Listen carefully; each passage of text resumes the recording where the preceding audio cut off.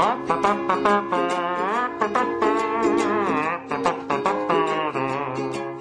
everyone. I was thinking, we've had a pretty good funny spell since SeeSmiX came back, which generally works really well considering the nature of the show, but I thought this time I'd give you something to think about. Or more accurately, I would let Deepak Chopra, one of SeeSmiX's newest users, give you something to think about. So here he is.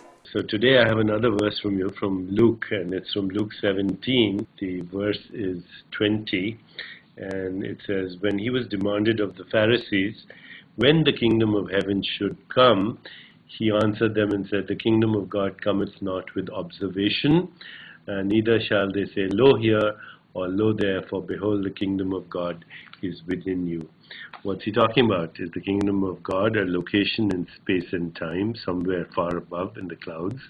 Or is it a state of consciousness, a state of being? Deepak, sounds like you're talking about the Kabbalah. Love it, man. So, yeah, I totally agree that kingdom of heaven lies within.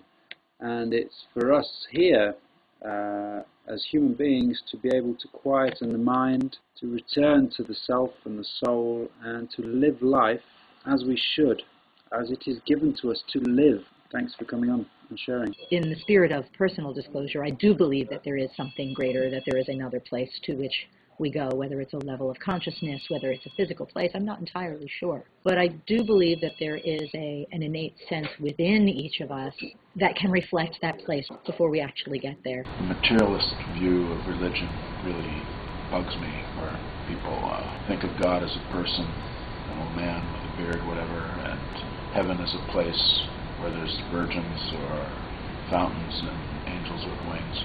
Those, I think, have always been symbols for things that are internal to us.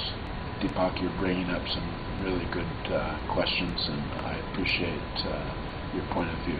And I'm looking forward to seeing your book. Very much focused on what this means, and it means, again, that we live in our own heaven or hell of our own making. It is within us, the ideal of it, what we choose to see and the meaning we make for the world around us all starts from within us. And just as God is within each of us, so is this idea of the kingdom of heaven, the place where we can experience bliss. We have the choice to decide where and when we will live there.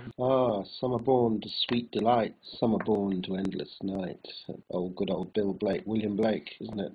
I agree that different states of consciousness give different realities. But I believe in sentience because I am sentient, I'm here now, and I think I believe in the nervous system and how it's attached to that sentience. And beyond that, I don't believe in one thing other. The fact that I'm here now and I'm here for a very brief time. Leon, how do you know it's a brief time? It might be a really long time. We're just conditioned to think of our lives as brief. How do we know that our lives are brief? Living 70 years when we go out and finally meet up with other life forms that don't come from this particular earth, they might just say, wow, we so admire your longevity. Because the big thing is not how long you live, but how you live. God, I hope we are, Dick. I don't want to be here forever. Are you talking eternity here? Are you talking on the scale of eternity? I could be here for 90 years, but I reckon it's still a brief time. Yeah, brief. That's what kicked me off. What is brief? We've still got 70 years. It still feels like 70 years, whatever that feels like. But this whole thing about the kingdom of heaven, which kicked us off, you quoted Bill. I'm going to quote Bill back at you then. To see the world in a grain of sand and see heaven in a wild flower. Hold infinity in the palm of your hands and eternity in an hour. That's what I meant.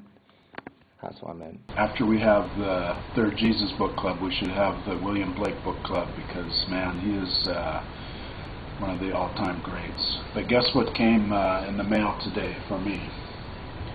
The Third Jesus by Deepak Chopra. Thanks, have a wonderful day. Keep your feet on the ground and keep reaching for the stars. Take care. And just to lighten the mood a little bit, here's a joke that I liked a lot.